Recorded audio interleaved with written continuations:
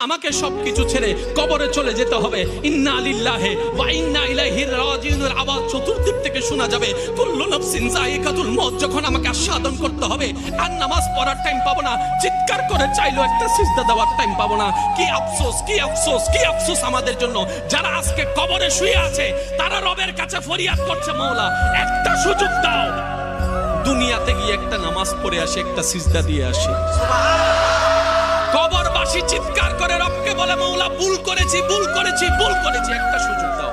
আবার দুনিয়ায় যাব মাওলা, হাজার ব্যবসা থাকুক আমি নামাজ ছাড়বো না, হাজার চাকরি থাকুক আমি নামাজ ছাড়বো না। মাওলা একটা সুযোগ দাও, একটা সুযোগ দাও, একটা সুযোগ দাও। মাটির নিচে যারা আছে তারা বলছে, আর মাটির উপর যারা আছে তারা বলছে, ভাই নামাজ তো পড়তে আয়। একজনে বলে যে কিভাবে আসবো, আমার প্যান্ট তো ঠিক নাই, আমার প্যান্টও ঠিক নাই, আমার শরীর তো পাক নাই, আমার কাপড় তো পাক নাই। আরেকজনে বলে আমি যদি নামাজে যাই দোকানটা এখন বন্ধ করে লসের টাকা